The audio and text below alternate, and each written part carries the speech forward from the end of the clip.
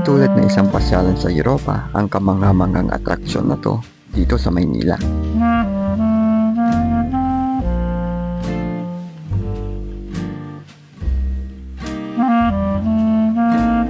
Nasa likuran lang ito ng Manila Post Office na pinasinayaan noong Enero ng 2024. Una munang binuksan ang bahaging ito na mula Manila Post Office hanggang Jones Bridge para ipasilip ang plano para sa 25 kilometers Pasig River Esplanade.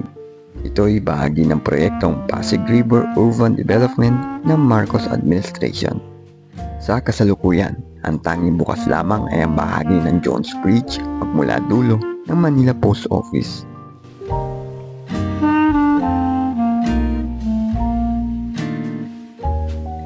Damang-dama mo ang Spanish era vibes at pagka-Pinoy dahil sa mga disenyo na nakaukit, mga poste ng ilaw, at mga estatwang hinango sa sayaw na pandangko sa ilaw.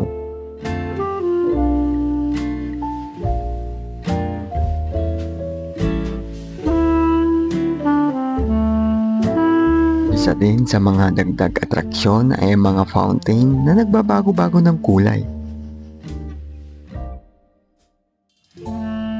Matatanaw ang ningning ng Jones Bridge pati na din ang paligid ng Ilog Pasig dahil sa mga nagniningningang mga ilaw.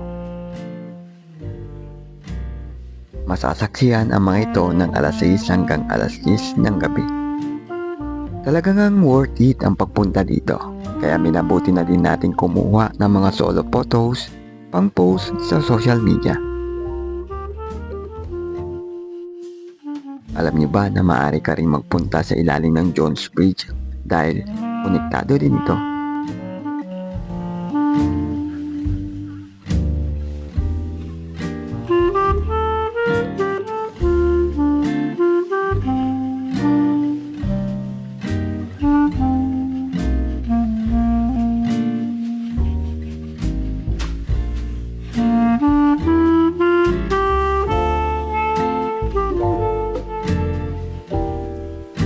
Ang proyektong ito ay naglalayon para sa kagandahan at rehabilitasyon ng Ilog Pasig, na siyang sesentro sa pangkabuhayan, turismo at transportasyon.